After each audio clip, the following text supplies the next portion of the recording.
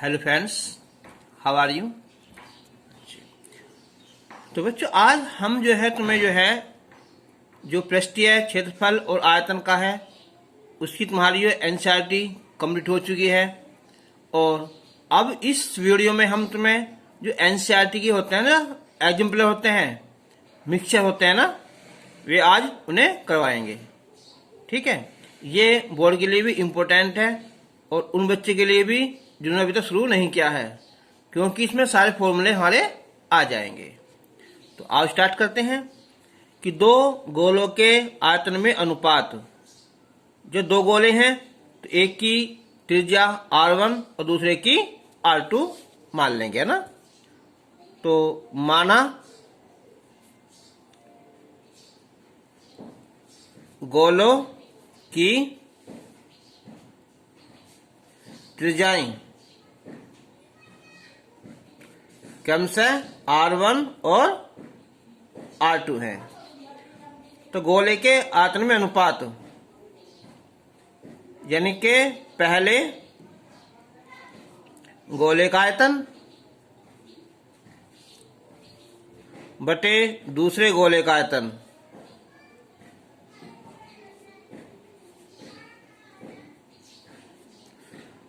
दिया हुआ है 64/27। और आयतन का फॉर्मूला होता है 4/3 पाई r³। ये पहला है तो R1 और ये दूसरा है तो ये R2³। तो 64/27 ये कैंसिल हो जाएगा। तो इसकी वैल्यू आ जाएगी यहाँ R1/R2 की जो होल क्यूब है, ये 64/27 यानी कि R1/R2 हो जाएगा ये 4/3। अब हमें निकालना उनका पृष्ठीय क्षेत्रफल। तो पहले गोले का पृष्ठीय क्षेत्रफल बटे दूसरे गोले का पृष्ठीय क्षेत्रफल।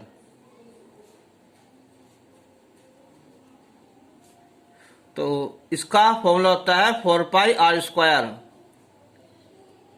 ये दो हैं, ये R1 तो ये R2, ये इससे कैंसिल हो जाएगा।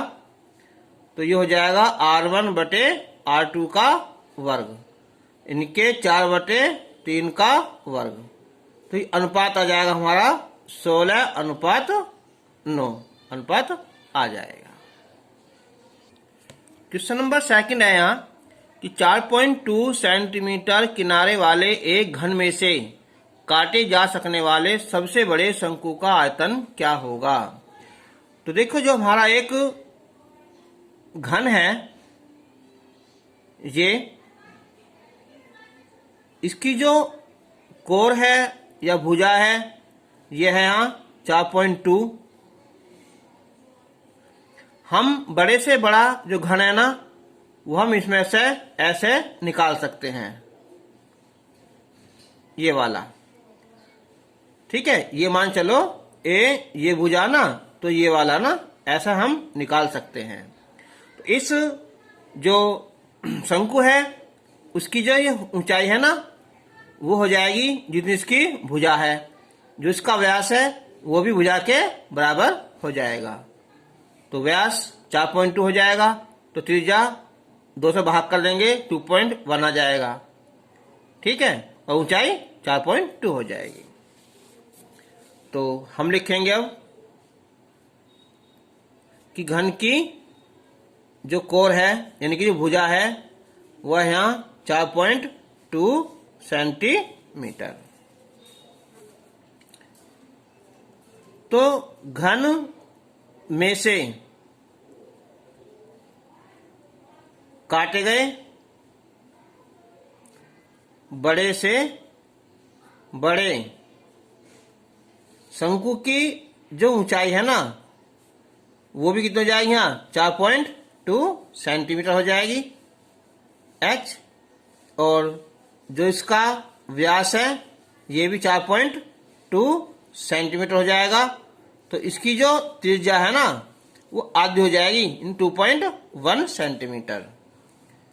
तो अब शंकु का आयतन formula 1/3 pi R square H. Value रखो यहाँ, पाई की वैल्यू 22/7, आर स्क्वायर 2.1 और एच 4.2। तो अब हम डिवाइड करें, देखो 7 से 21, ये 21 है तो क्या है ये 0.1 आ जाएगा ना। तो 22 गुना 0.1 और गुना 4.2। अब हम इनकी गुना करें तो ये आ जाएगा 22 दूनी 44, 4 22 चौक 88 और 4 92, ये 92.4 घन सेंटीमीटर इसका आयतन आ जाएगा। हाँ, इसमें तभी तो ये आएगा ना, एक 2.1 तो रह जाएगा इसमें से है, पॉइंट यहाँ लग जाएगा ना इसमें, ठीक है, यानी कि ये आ गया यहाँ 0.21। अब हम इनकी गुना करेंगे ना तो गुना आएगी यहाँ ये 19.404 सेंटीमीटर की क्यूब है ना। 7 से 21 है ना, ये डिवाइड कर दिया हमने यहाँ किससे, यहाँ 0.1 से। इन दोनों मल्टीप्लाई करेंगे तो यहाँ क्या आएगा ये 0.21, ठीक है, आंसर आ जाएगा। क्वेश्चन नंबर 3 है यहाँ, वी माई 49 सेंटीमीटर गुना 33 सेंटीमीटर गुना 24 सेंटीमीटर के घनाभ के लोहे के किसी ठोस टुकड़े को पिघलाकर एक ठोस गोले के रूप में ढाला जाता है। सिंपल सवाल है, एक ये घनाभ है और इसे पिघलाकर हम एक गोला बना रहे हैं, तो इसका मतलब हुआ कि गोले का आयतन बराबर घनाभ का आयतन। तो हम लिखेंगे हम कि माना गोले की त्रिज्या r सेंटीमीटर, तो प्रश्नानुसार गोले का आयतन बराबर घनाभ का आयतन। गोले का आयतन 4/3 पाई आर क्यूब और इसका आयतन LBH। अब 4/3 पाई की वैल्यू 22/7 आर की क्यूब, ये 49 गुना 33 गुना 24। तो आर की क्यूब निकालेंगे हम तो 3 गुना 7 गुना 49 गुना 33 गुना 24/4 गुना 22। तो ये हो गया 4 सिंग 24, 11 दूनी 22, 11 तिया 33, 2 तिया 6। तो आर की क्यूब बराबर ये आएगा 3 गुना 7, 3 गुना 7 गुना 49, 7 गुना 7 कर लो और गुना कितना है 3 गुना 3, 3 गुना 3, तो हो जाएगी यहाँ 3 घात 3 और ये 7 की घात 3। तो R बराबर हो जाएगा 3 गुना 7 यानी कि 21 सेंटीमीटर गोले की त्रिज्या आ जाएगी। क्वेश्चन नंबर 4 है यहाँ कि भुजा 7 सेंटीमीटर वाले एक ठोस घन में 7 सेंटीमीटर ऊंचाई और 3 सेंटीमीटर त्रिज्या वाले एक शंकु के आकार का छेद किया गया है, तो शेष ठोस का आयतन ज्ञात कीजिए। अब एक बात सोचो, ये हमारा क्या है, यहाँ घन है ना, ये इसमें से इसकी जो साइड कितनी है वो 7 सेंटीमीटर है, जो घन काटा गया है उसकी ऊंचाई 7 यानी कि ऊंचाई 7 है, लेकिन त्रिज्या कितनी है, त्रिज्या यहाँ ये 3 है। तो सिंपल सवाल है, तो शेष ठोस का आयतन बुझा उसने, इनके घन के आयतन में से हम शंकु का आयतन कम कर देंगे। तो घन का आयतन हो जाएगा यहाँ भुजाघात 3, इनके 7 की घात 3, तो ये तो होता है 343 घन सेंटीमीटर। और काटे गए शंकु की जो त्रिज्या है r, उसने दिया है 3 सेंटीमीटर, उसकी जो ऊंचाई है यह है 7 सेंटीमीटर। तो शंकु का आयतन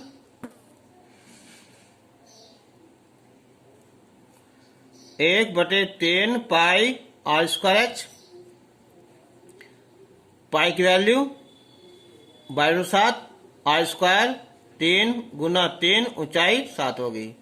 3 7 दोनों कैंसिल हो जाएंगे, 22 या 66 सेंटीमीटर की क्यूब। तो इसलिए शेष ठोस का आयतन,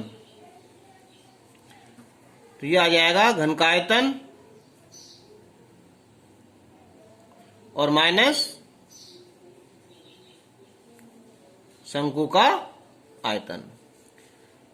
इनके 343 में से हम 66 घटा देंगे, ठीक है। तो ये आ जाएगा 13 में से 6 गए, यहाँ 7, यहाँ 13 में 6 गए, फिर 7, यहाँ 277 घन सेंटीमीटर आयतन आ जाएगा। क्वेश्चन नंबर 5 है यहाँ एक कि हमसे आंतरिक और भारी व्यास 4 सेंटीमीटर है, आंतरिक और भार का व्यास है 8 सेंटीमीटर वाले एक धातु के गोलाकार खोल को पिघलाकर आधार 8 सेंटीमीटर के एक शंकु के आकार में ढाला जाता है। तो शंकु का आयतन ज्ञात कीजिए। अब एक बार सोचो, एक हमारी क्या है यहाँ खोखला गोला है, ये वाला ना, इसका जो भारी व्यास है वो 8 सेंटीमीटर है, तो त्रिज्या हो जाएगी 4। जो अंदर का व्यास है वो 4 है, तो त्रिज्या हो जाएगी 2। तो जो भी इसमें ये मेटल लगा हुआ है ये वाला, अब इसे पिघलाएंगे हम, तो क्या हुआ, खोखले जो धातु गोला है उसका आयतन बराबर किसका, एक शंकु का आयतन। तो शंकु की ऊंचाई पूछी है और आधार 8 है, त्रिज्या 4 हो जाएगी ना, आपस में बराबर कर देंगे, ठीक है। तो हम लिखेंगे पहले हम कि धातु के गोलाकार खोल की जो भारी त्रिज्या है R1 लिख दो इसे यहाँ, तो 8/2 ये हो जाएगी यहाँ 4 सेंटीमीटर, और जो इसकी भीतर त्रिज्या है R2 ये 4/2 इनके 2 सेंटीमीटर, ठीक है। और फिर शंकु की जो त्रिज्या है 8/2 तो वो 4 सेंटीमीटर। तो अब लिखेंगे हम कि खोखले गोले को पिघलाकर शंकु बनाया जाता है।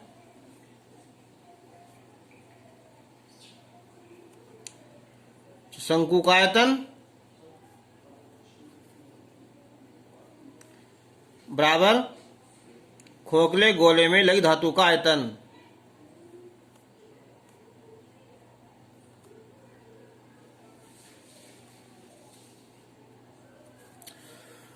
अब शंकु का जो आयतन है 1/3 पाई R स्क्वायर h, और ये हो जाएगा भार का आयतन 4/3 पाई R1 की क्यूब और माइनस 4/3 पाई R2 की क्यूब।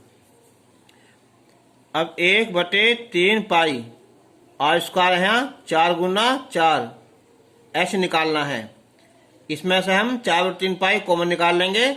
R1 4 है तो 4 की क्यूब, R2 2 तो 2 की क्यूब। तो पाई/3 से पाई/3 कैंसिल हो जाएगा और 4 से 4, तो यहां बचेगा केवल एक 4h और 4 क्यूब 64, 2 क्यूब 8, 56। तो h का मान आ जाएगा यहाँ 14 सेंटीमीटर। शंकु की ऊंचाई 14 सेंटीमीटर आ जाएगी। क्वेश्चन नंबर 6 है कि आंतरिक त्रिज्या 1 सेंटीमीटर वाले एक बेलनाकार पाइप के माध्यम से पानी 80 सेंटीमीटर प्रति सेकंड की चाल से एक खाली बेलनाकार टंकी में जा रहा है, जिसकी त्रिज्या 40 सेंटीमीटर है। तो आधे घंटे के बाद टंकी में पानी का स्तर कितना बढ़ जाएगा। तो हमें निकालना है कि आधे घंटे में कि बेलनाकार पाइप से जो है कितना पानी निकल जाएगा। तो जो बेलनाकार पाइप है उसका आयतन होता है पाई r²h। आर तो हो जाएगी 1 सेंटीमीटर। एच क्या होती है, एच कह दो या एल लंबाई कह दो। जो ऐसे क्वेश्चनों में जो चाल होती है ना 80 सेंटीमीटर प्रति सेकंड, इनके पानी 1 सेकंड में 80 सेंटीमीटर लंबा पहुंच जाता है। तो क्या होती है इसकी, वो उसी काम करेगी, लंबाई का काम करेगा। तो 80 क्या हो जाएगी इसकी, यहाँ लंबाई हो जाएगी। तो पाइप की त्रिज्या लिखेंगे हम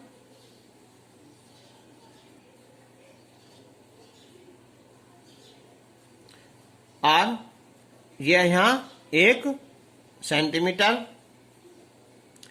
और पानी का जो बहाव है यह है 80 सेंटीमीटर प्रति सेकंड। तो इसका मतलब हुआ कि 1 सेकंड में पाइप से निकले पानी का आयतन तो हो जाएगा पाई r²l। अब तो पाई का मान 3.14 रख देंगे, r का मान 1 गुना 1 और लंबाई हो जाएगी यहाँ 80 सेंटीमीटर। तो पानी निकलेगा यहाँ इतना क्यूब, या गुना कर लो यहाँ 0 8 चौक 32 3 8 8 3 11 1 8 24 1 25। तो 251.20 है ना सेंटीमीटर की क्यूब पानी निकल जाएगा। कितने में, 1 सेकंड में।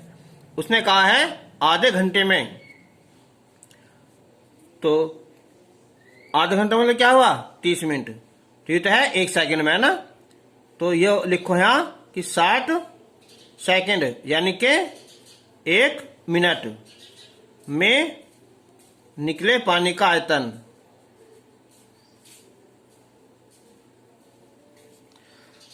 तो हम इसे गुना कर देंगे हम 60 से।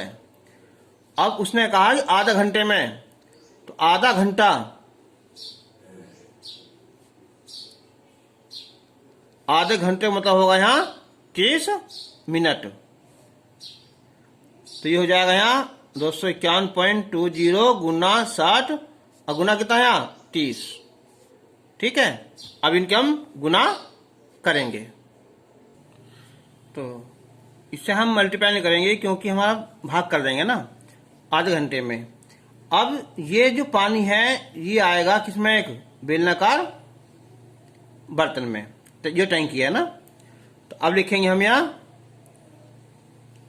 कि बेलनाकार टंकी की जो त्रिज्या है यह है 40 सेंटीमीटर। तो इसलिए टंकी का आयतन, ठीक है, या टंकी में पानी का आयतन कितना हो जाएगा, ये वाला 20 गुना 60 गुना 30। तो टंकी का आयतन पाई r² गुना h।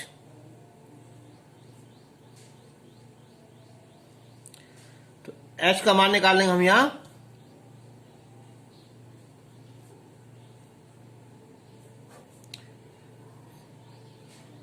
पाई की वैल्यू तो सीधा ही तो 80 आ जाएगा ना। तो अब एक काम करना है, जो ना पाई की वैल्यू रखना मत ना, पाई रहने देना है ना, कि पाई पाई जब भी डिवाइड हो जाएगा।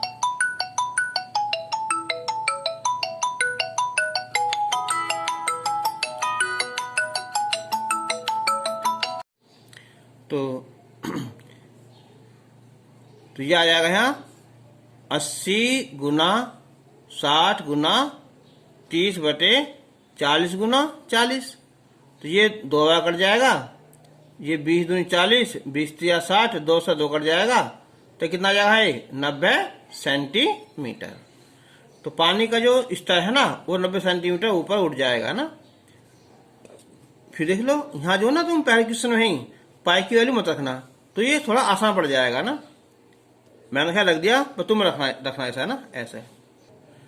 क्वेश्चन नंबर 7 है, एक खोखला घन जिसकी आंतरिक भुजा 22 सेंटीमीटर है।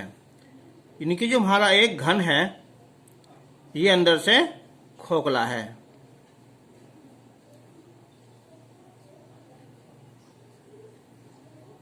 इसकी भुजा 22 सेंटीमीटर है।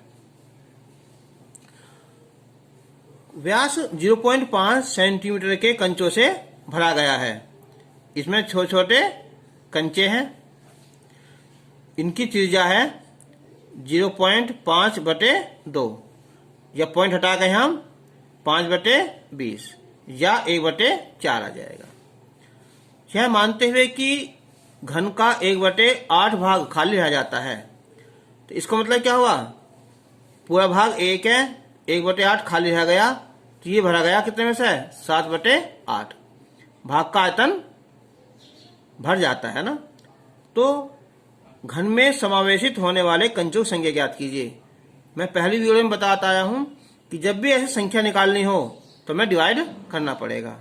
इनके जो पानी इसमें रह गया उसका आयतन, और जो एक कंचा ना उसका आयतन से हम क्या कर देंगे, हम भाग कर देंगे। तो अब हम शुरू करते हैं। तो घन, खोखले घन की भुजा।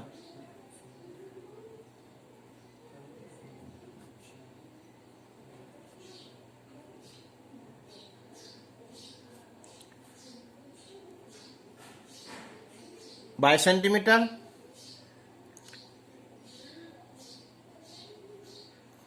आयतन भुजा घात 3, तो 22/3 या 22 गुना 22 गुना 22 सेंटीमीटर की क्यूब।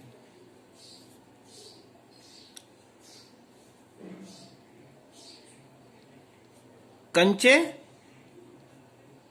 डालने से 1/8 भाग खाली रह जाता है।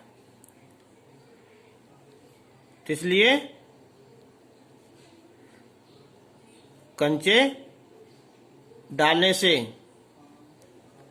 भरे भाग का आयतन है ना वो 1/8 कम कर देंगे, तो 7/8 आ जाएगा आयतन का, घन का आयतन। यानी कि 7/8 गुना 22 गुना 22 गुना 22। अब एक कंचे का आयतन, कंचा गोलाकार है तो 4/3 पाई आर की क्यूब। तो 4/3 पाई की वैल्यू रखेंगे हम 22/7, आर कितना आ जाएगा यहाँ 1/4, और 1/4 गुना 1/4। तो कंचों की संख्या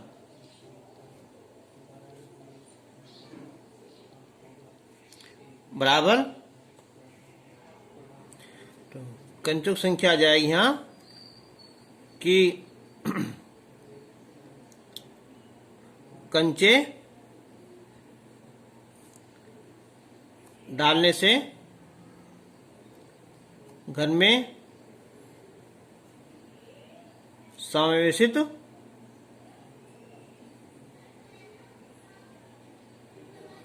भाग का आयतन और बटे एक कंचे का आयतन। तो 7 गुना 22 गुना 22 गुना 22 बटे 8 हो जाएगा और बटे ये 4 बटे 3 गुना 22 बटे 7 और 1 बटे सीधा 64 कर लो ना। अब ये ऊपर पहुंच जाएगा ना, 7 गुना 22 गुना 22 और गुना 22, 8 नीचे आ जाएगा ना। और ये 4 गुना 22 ऊपर हो जाएगा ये 64 और ये कितना 21 और 22 से 22 काट दो ना, 8 चौक 32, 32 दूनी 64। तो 7 गुना 22 गुना 22 गुना 42। ठीक है, तो इनकी सबके आपस में गुना कर लेना। तो 142 और 296 इतने कंचे आ जाएंगे। क्वेश्चन नंबर 8, एक 7 सेंटीमीटर व्यास वाले बेलनाकार बीकर जिसमें कुछ पानी भरा है। तो हम पहले बनाएंगे एक बीकर, ये वाला, इसमें ये कुछ पानी भरा हुआ है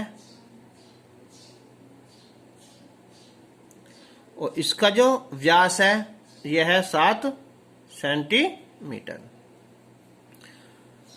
1.4 सेंटीमीटर व्यास वाले कंचे डाले जाते हैं। ऐसा हम कंचे इसमें डालेंगे जिनका व्यास 1.4 सेंटीमीटर है। तो पानी का स्तर 5.6, ये पहले यहां था ना, अब ये मान लो कहां पहुंच जाएगा, ये ऊपर, इतना ऊपर को पहुंच जाएगा। कितना 5.6 सेंटीमीटर, यानी कि पानी के स्तर में इतनी वृद्धि हो जाएगी। तो इन डाले गए कंचों का आयतन बराबर बीकर में उठे पानी का आयतन के बराबर होगा। तो यहाँ बुझा कंचों की संख्या, मैंने पहले बताया था जब भी संख्या बुझे तो क्या होनी है, भाग करनी है।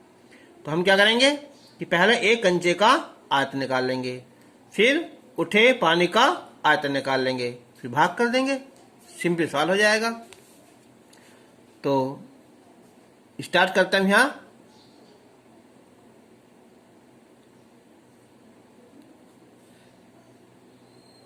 बेलनाकार बीकर का व्यास 7 सेंटीमीटर,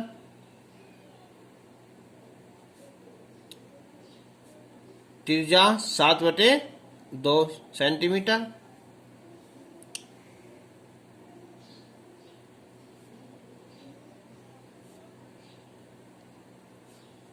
डाले गए कंचे का व्यास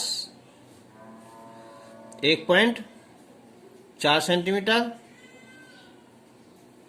तो इसकी त्रिज्या हो जाएगी यहाँ बटे 2 कर देंगे हम, यहाँ सब पॉइंट हटा देंगे हम, तो बटे 20 सेंटीमीटर।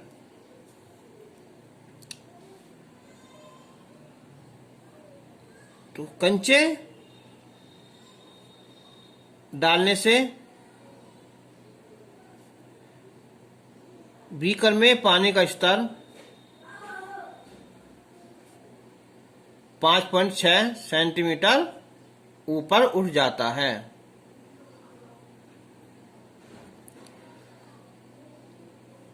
ठीक है, तो इसलिए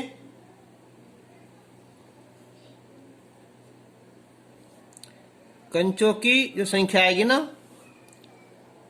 यह आएगा कि ऊपर उठे पानी का आयतन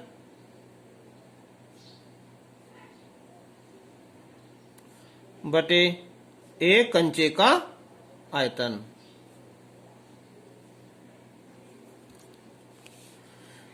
तो पानी बर्तन है, बेलनाकार बर्तन है, ये होता है पाई आर स्क्वायर, 7/2 7/2 ऊंचाई बर्तन की पानी की 5.6 और एक कंचे का आयतन 4/3 पाई आर की क्यूब 14/20 14/20 और 14/20।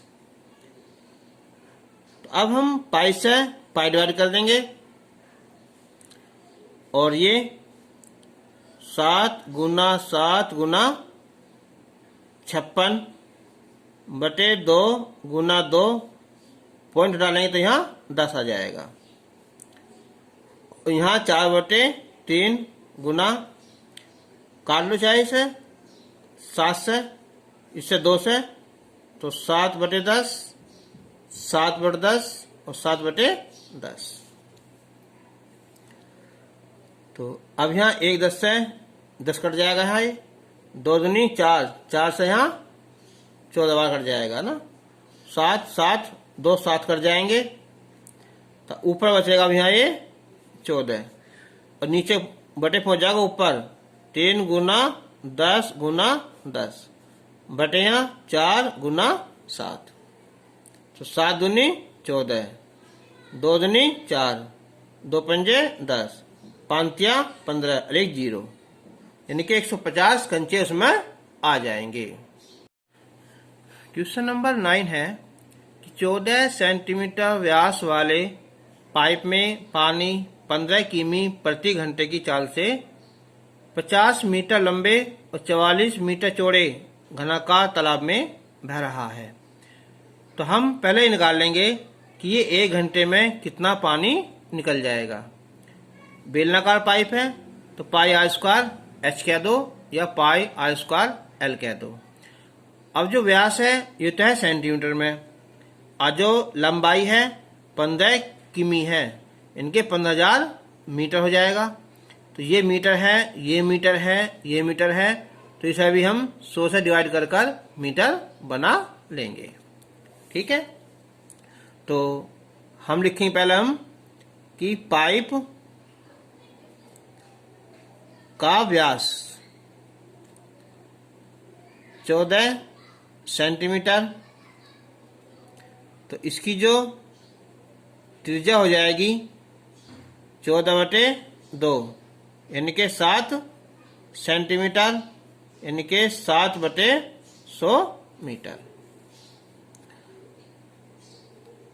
पाइप में पानी का बहाव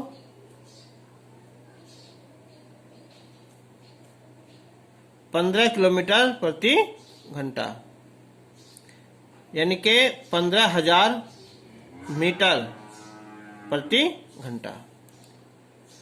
तो 1 घंटे में निकले पानी का आयतन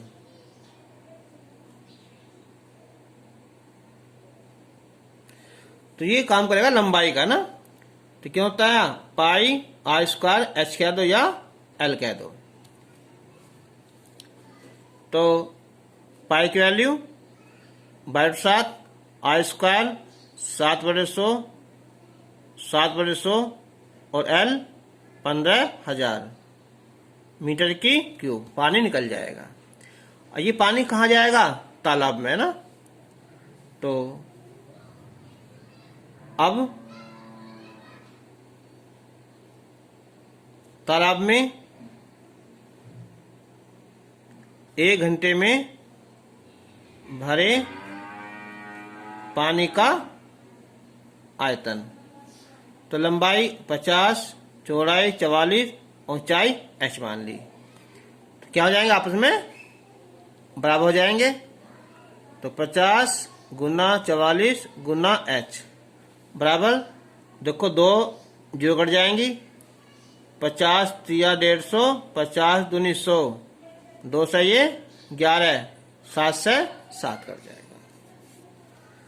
ठीक बचेगा यहाँ 11 गुना 7 गुना 3। तो h बराबर 11 गुना 7 गुना 3 बटे 50 गुना 44। तो 11 चौक 44 आ जाएगा। 7 या 21 बटे 200 मीटर या 21 बटे 200 गुना 100 सेंटीमीटर। ठीक है, 21/2 सेंटीमीटर। उसने पूछा है कि 21 सेंटीमीटर भरने में कितना समय लगेगा। तो इनके 21/2 सेंटीमीटर तालाब भरने में लगा समय कितना?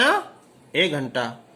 उसने कहा ये कि 21 सेंटीमीटर भरने में लगा समय, तो क्या कहेंगे हम? 1/21/2 ऊपर पहुंच जाएगा गुना 21, यानी कि हमें 2 घंटे भरने में समय लग जाएगा। क्वेश्चन नंबर 10 है यहाँ। एक बेलनाकार भवन के ऊपर अर्धगोलाकार गुंबद है।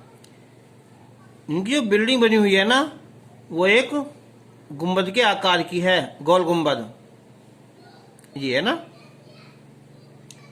ठीक है, और इसके ऊपर क्या है? अर्धगोलाकार गुंबद है। इतना पार्ट बेलनाकार है और ऊपर का पार्ट ये अर्धगोलाकार है, और उसमें उपस्थित हवा का आयतन 67 सही 1/21, इनके अर्धगोले का आयतन और प्लस बेलन का आयतन ये हो जाएगा। तो ये अब बताओ, इसकी त्रिज्या हम R मान लें, तो अर्धगोले की भी और बेलन की भी। यदि गुंबद का आंतरिक व्यास, ये जो व्यास है, कुल ऊंचाई का 2/3 है, अगर ये कुल ऊंचाई कितनी है? हम h मान लें, h, तो इसका जो व्यास है कितना हो जाएगा? ये हो जाएगा 2/3 h, और त्रिज्या इससे भी क्या हो जाएगी? यहाँ आधी हो जाएगी, इनके 1/3 h। तो हम यहाँ से स्टार्ट करते हैं पहले कि माना भवन की कुल ऊंचाई कितनी है? h मान लिया ना। तो माना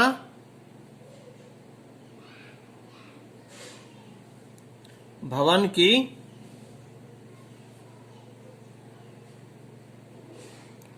कुल ऊंचाई बराबर h,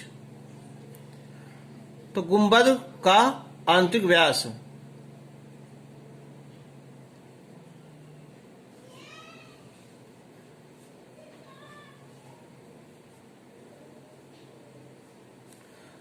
ये हो जाएगा 2/3 h। तो त्रिज्या इसकी हो जाएगी यहाँ आधी, यानी कि h/3 हो जाएगी, मीटर ना, मीटर। तो इसलिए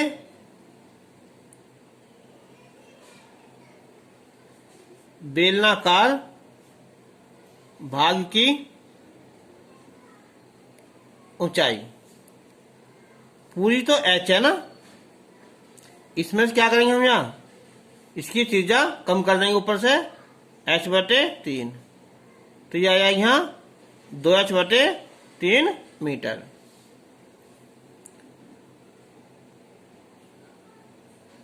तो गुंबद में हवा का आयतन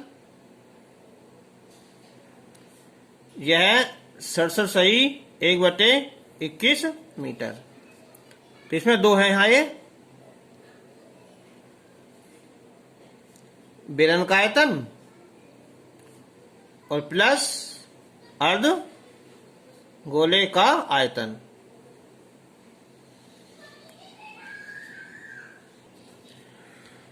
तो ये आएगा 21 गुना, इसमें करेंगे 67 में और 1 जोड़ देंगे ना, तो ये आ जाएगा यहाँ 1405/21 मीटर की क्यूब। अब बेलन का आयतन पाई r², r दोनों की इक्वल रहेंगी, कितनी आए? h/3, और ऊंचाई है इसकी यहाँ 2h/3 प्लस अर्धगोले का आयतन 2/3 पाई r की क्यूब, r कितनी है? h/3, h/3 h/3 और h/3।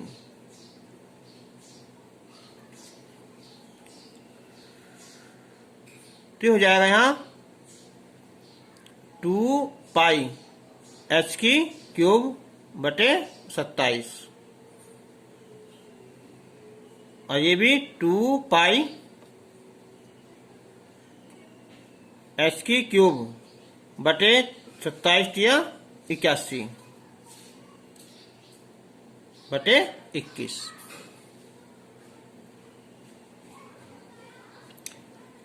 अब इसका हम लेंगे एलसीएम। 81 3 बार आएगा, 3 दूनी 6 पाई h³ और ये 2 पाई h³। तो 6 2 8 8 पाई h³/81 बराबर 1405/21। तो यह आ जाएगा यहाँ h³ बराबर 81 गुना 1405/8, पाई की वैल्यू 22/7 और गुना 21। अब हम इसे डिवाइड करें तो आएगा ये 7 या 21 आएगा और 3 से ये 27। तो h³ आ जाएगा है ये 27 गुना 1405/8 गुना कितना ये 22। तो ये ना 67 सही 1/21 ना, गुना करेंगे तो ये कितना आएगा, ये 8 आएगा ना। इसे 8 करो, 8।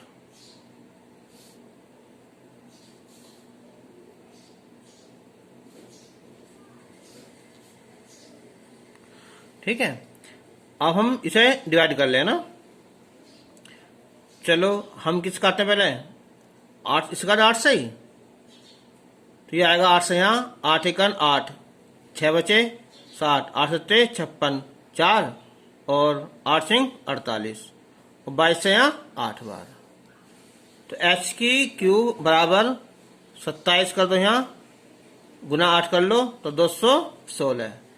ये हो जाएगा यहाँ 6³ तो h का मान कितना है यहाँ 6, तो 6 मीटर। ठीक है, तो भवन की नभुजिया ऊंचाई कितनी आई यहाँ 6 मीटर ऊंचाई आ गई। तो बच्चों आज ही तुम्हारा जो है टॉपिक भी कंप्लीट हो चुका है। अब वीडियो कैसी लगी, अच्छी लगी हो तो लाइक कर देना।